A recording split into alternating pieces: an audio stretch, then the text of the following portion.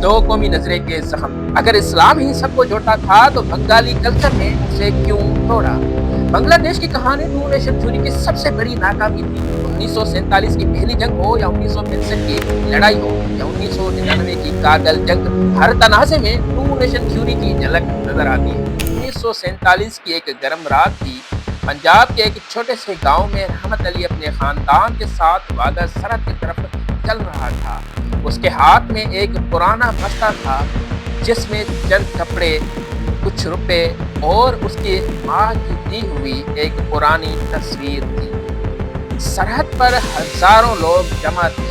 हिंदू, सिख और मुसलमान सब अपने नए होमलैंड के तरफ जा रहे थे। रहमत की आंखों में खौफ था, लेकिन एक उम्मीद भी थी। ये हमारा पाकिस्तान होगा, उसके वालिद ने कहा, जहां हम अपनी शनाख्त, अपना दीन, अपनी रिवायात बचा सकेंगे। ये वो ख्वाब था जो टू नेशन थ्योरी ने दिया था।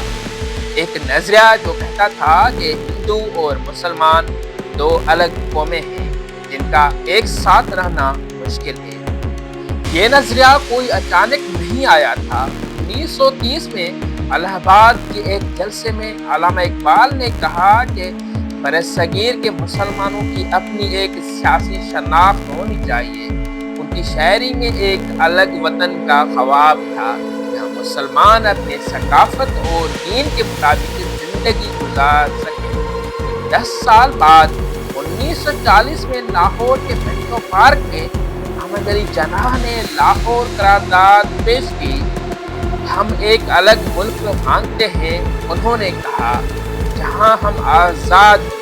ये टू नेशन थ्योरी की सियासी शक्ल। इस नजरे का मानना था कि हिंदू और मुसलमानों के कल्चर, रिवायात और तर्ज जिंदगी इतनी मुख्तलिफ है कि एक मुल्क में उनका रहना नामुमकिन है। लेकिन ये ख्वाब आसान नहीं था। 1947 में जब बरतानवी राज खत्म हुआ तो बरसगीर को दो हिस्सों में तकसीम कर दिया गया। पाकिस्तान और हिंदुस्तान के दरमियान सरहदें खींची गई, मगर ये सिर्फ लकीरें नहीं थी। वाघा सरहद पर रहमत अली अपने खानदान के साथ खड़ा था, जहां उसके से लाखों लोग अपना घर, अपनी जमीन, अपनी यादें छोड़कर जा रहे थे।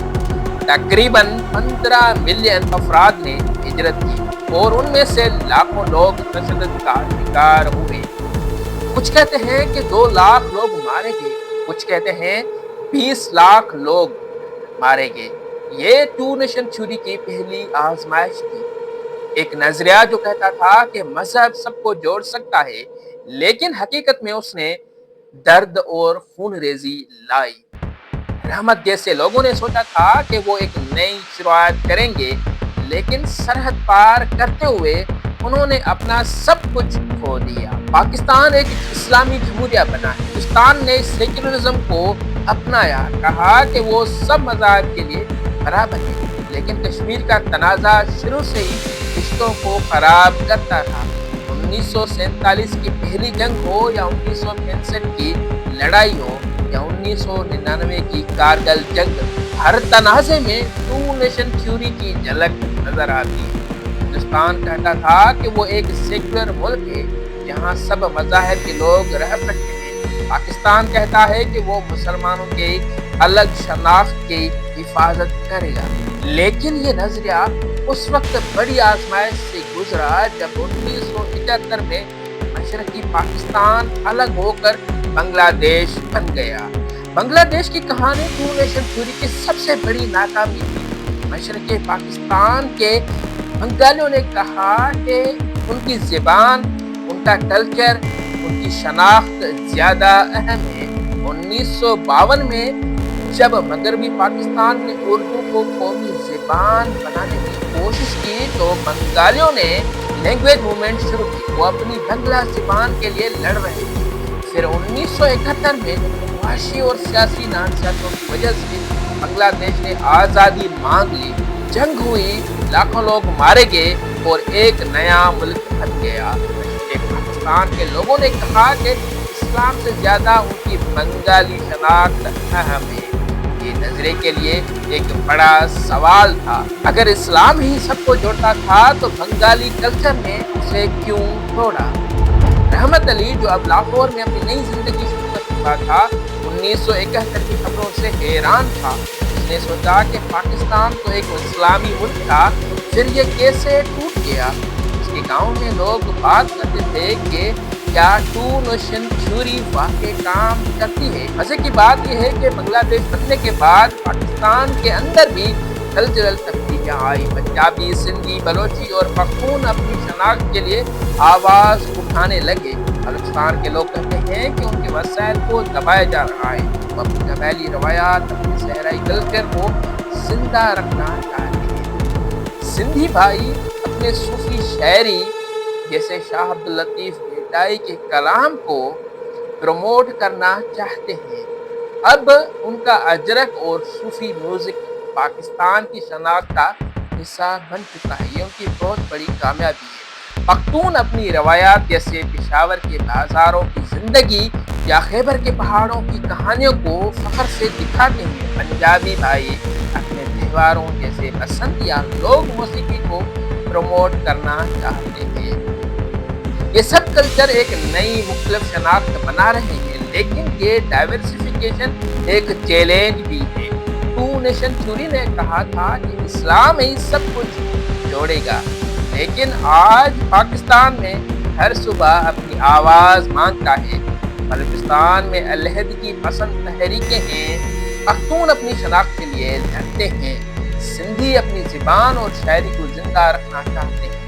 یہ سب ایک طرف پاکستان کو رچ بناتے ہیں، لیکن دوسری طرف یہ سوال اٹھتا ہے کہ کیا پاکستان واقعی ایک قوم ہے؟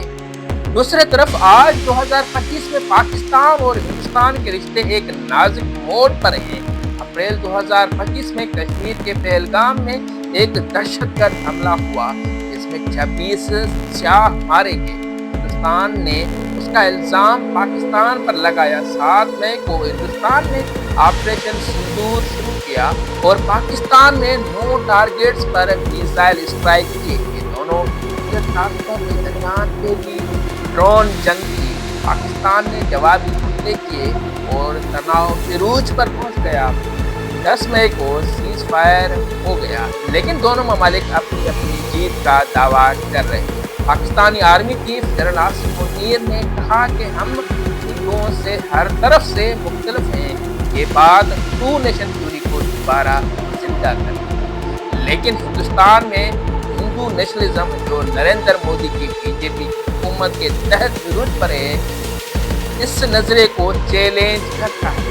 رحمت علی کا پوتا عرفان، جو اب لاہور میں ایک چھوٹی سی دکان چلاتا ہے، ان خبروں کو سن کر پریشان ہے۔ وہ سوچتا ہے کہ کیا اس کے دادا کا خواب جو ٹو نیشن تھیوری پر مبنی تھا آج بھی ریلیونٹ ہے؟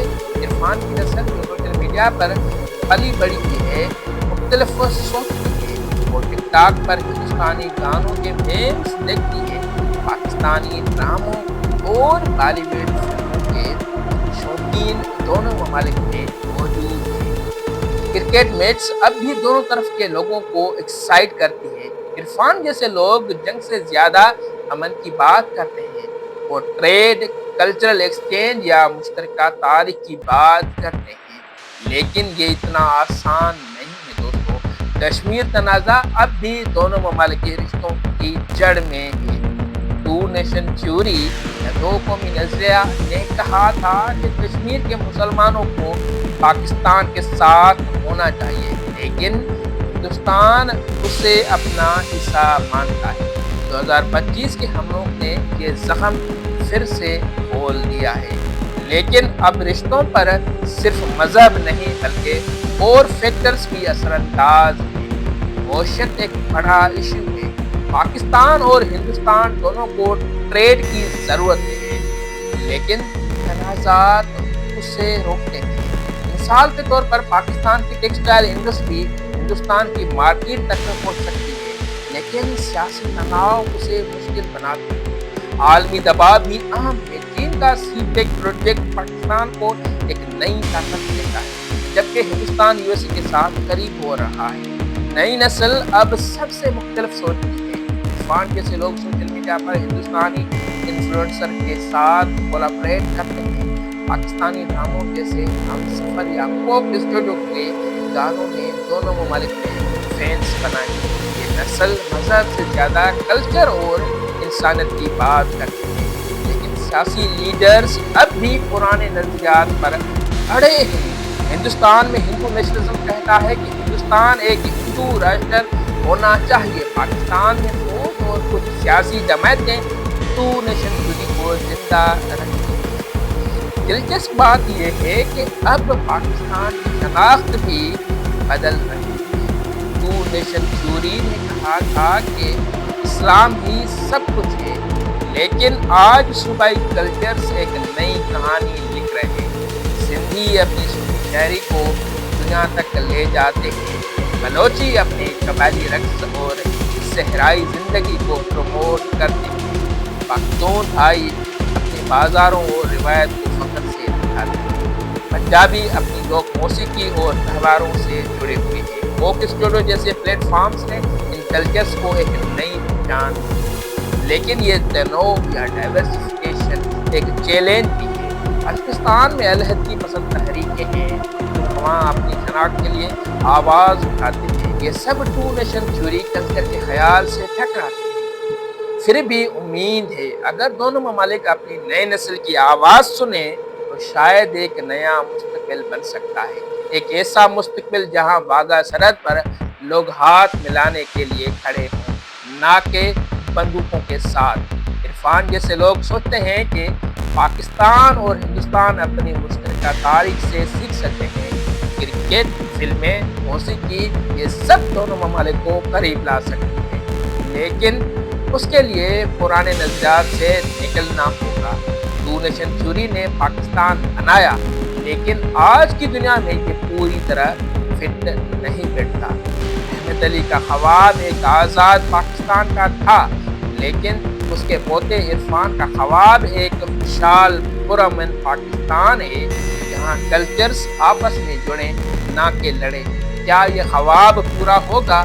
शायद वक्त ही बताएगा, लेकिन एक बात पक्की है कि पाकिस्तान और हिंदुस्तान की कहानी अभी ख़त्म नहीं हुई। ये एक नई शुरुआत की तरफ जा रहे हैं, जहाँ सबसे ज़्यादा इंसानियत अहम हो सकती है। उस वक्त के लिए ही मिलते हैं किसी दूसरी वीडियो में। अल्लाह हाफिज़।